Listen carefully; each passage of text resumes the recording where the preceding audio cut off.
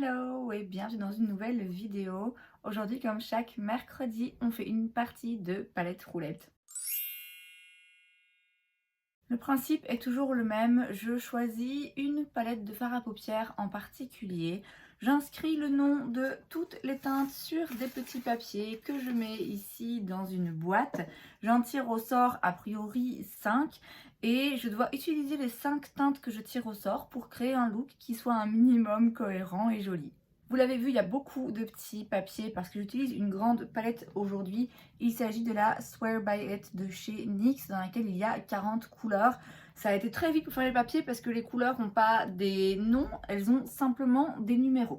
Donc j'ai inscrit les numéros de 1 à 40 sur des petits morceaux de papier et je vais donc en tirer au sort, disons 5. Donc on le voit en termes d'harmonie de couleurs, on est sur quelque chose de coloré.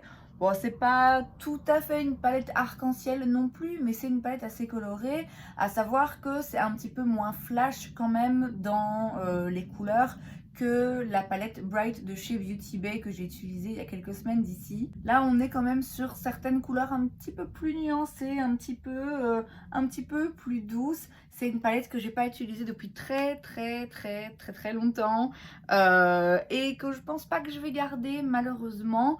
Du coup, j'en profite de l'avoir pour faire une vidéo palette roulette puisque c'est une bonne palette pour faire ce genre de petit jeu parce qu'on le voit bien, hein, ça peut facilement partir dans tous les sens. Après, il y a aussi moyen d'avoir des bonnes surprises et c'est toujours, ma foi, le jeu, hein, ça reste un jeu de hasard. Et donc, je vais prendre un premier petit papier, c'est la teinte numéro 6. Ça fait donc 1, 2, 3, 4, 5, 6. Donc c'est ce petit vert qui est très joli. C'est une teinte que j'aime bien dans la palette parce que c'est une teinte un peu plus spéciale qu'on retrouve peut-être pas forcément facilement ailleurs. Alors, un deuxième papier, c'est le numéro 25. Donc là, ça fait 8, 16, 24. Donc le numéro 25, c'est celui-ci.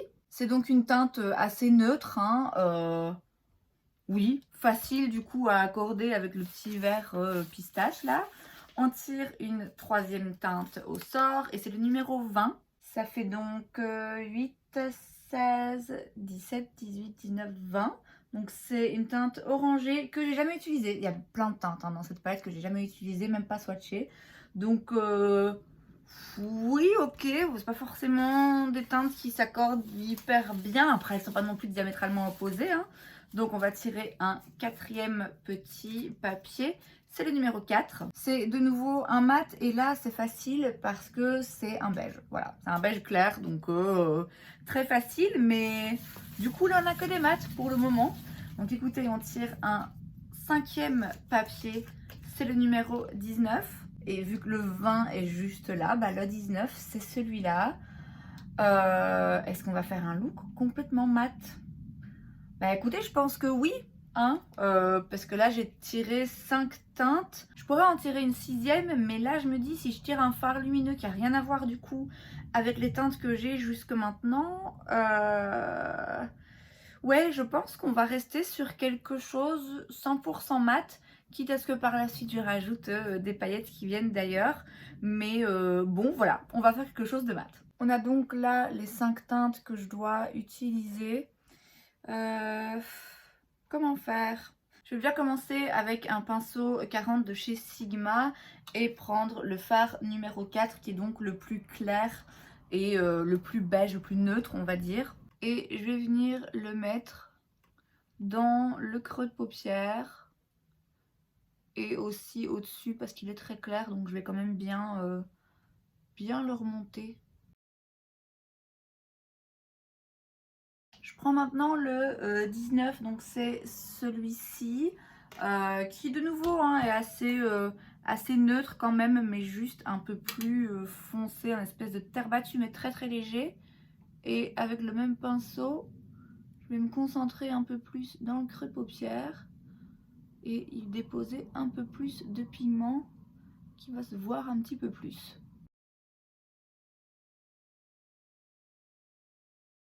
Je prends maintenant un pinceau plat, toujours de chez Sigma, c'est le E55. Et je vais venir prendre la teinte numéro 20. Donc c'est l'orangé ici, mais un petit peu plus orange, un petit peu plus intense. Et je vais venir le mettre sur la paupière mobile. Je ne vais pas trop vers le coin parce que de toute façon je viendrai y mettre une autre teinte. Donc je le concentre vraiment plutôt sur le milieu.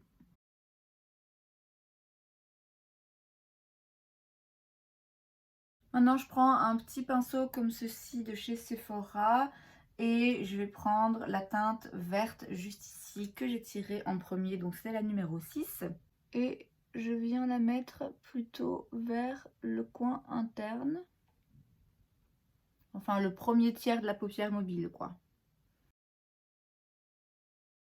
Pour le moment je ne m'inquiète pas trop de la jonction entre les deux teintes. Je reprends le pinceau Sigma que j'ai utilisé juste avant que la teinte orangée. Je le frotte juste un peu rapidement et je vais retourner dans la teinte numéro 4, le beige, juste là. Mais vraiment juste, j'en prends un tout petit peu. Je tapote bien mon pinceau et c'est juste pour venir ici entre les deux en fait. Voir si je peux, si ça peut m'aider un petit peu à tout mélanger.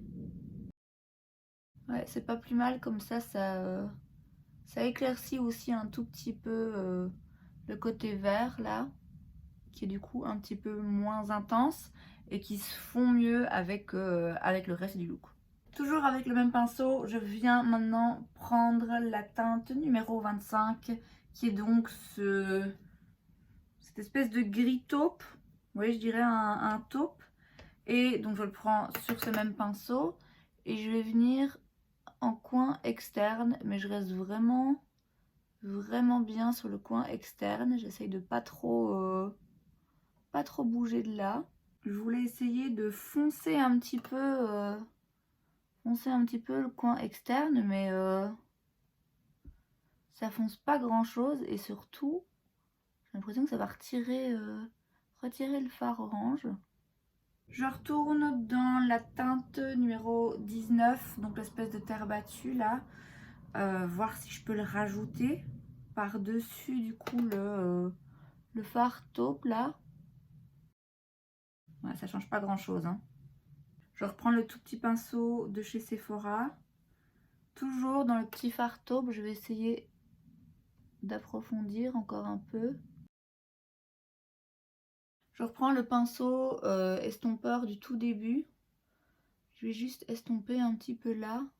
Donc quand j'estompe, j'ai l'impression que ça efface un peu. Je vais aller mettre du crayon et du mascara et je reviens juste après. Voilà donc le résultat après un trait de crayon noir en muqueuse supérieure et un petit peu de mascara.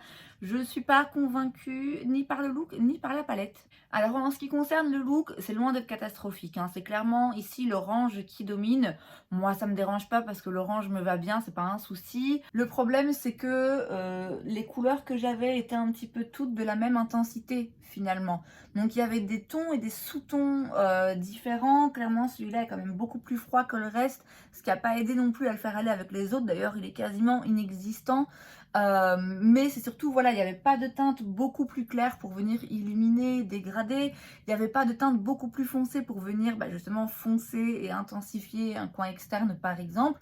Donc c'est vrai que quand on se retrouve avec des teintes qui ont des couleurs différentes, des sous-tons différents mais qui sont sur le même niveau d'intensité, c'est un peu compliqué d'avoir quelque chose de cohérent. Après, voilà, comme c'est pas hyper pigmenté, tout se mélange relativement bien. Ce qui a pour conséquence que, voilà, comme j'ai dit, c'est l'orange qui domine.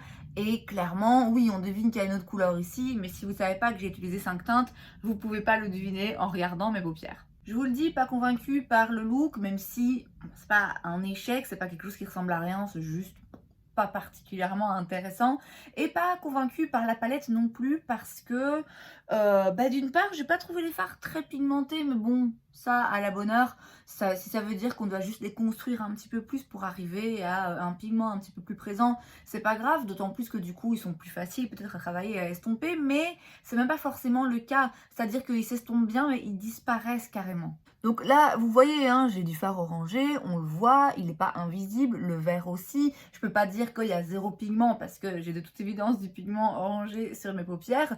Mais je sais pas si vous verrez bien, mais ici, dans cette zone, j'ai quand même essayé de superposer trois couleurs. Donc l'orangé, le terre battu un petit peu plus neutre et plus foncé juste à côté, et le petit taupe là dans le fond. Et en fait, ça fait juste retirer tout ce qu'on a mis avant. Et donc finalement, malgré le fait que j'ai essayé de superposer trois fards à paupières différents, bah en fait on voit quasiment rien, on voit toujours mes veines en dessous et les fards ne travaillent pas bien ensemble en fait. Je trouve qu'ils se construisent pas si bien que ça. Vous pouvez prendre une couleur et en rajouter un peu, mais ça va jamais devenir un pigment hyper intense. Même l'orangé que j'ai mis à plat ici, j'ai vraiment eu du mal à le construire et à avoir quelque chose d'opaque en fait, et oui, d'intense. C'est une palette dont je pensais de toute façon bientôt me débarrasser parce que bah, voilà, j'aurais plus forcément la place ni l'occasion de m'en servir. Et le fait de l'avoir utilisé aujourd'hui pour cette vidéo, bah, ça me conforte dans mon choix et je pense que j'aurai aucun regret. Et c'est donc tout pour cette vidéo, j'espère que ça vous a plu. Si c'est le cas, n'hésitez pas à laisser un like. Vous pouvez aussi vous abonner à ma chaîne parce que c'est gratuit, donc pourquoi pas. Et moi, je vous vois la prochaine fois. Bye!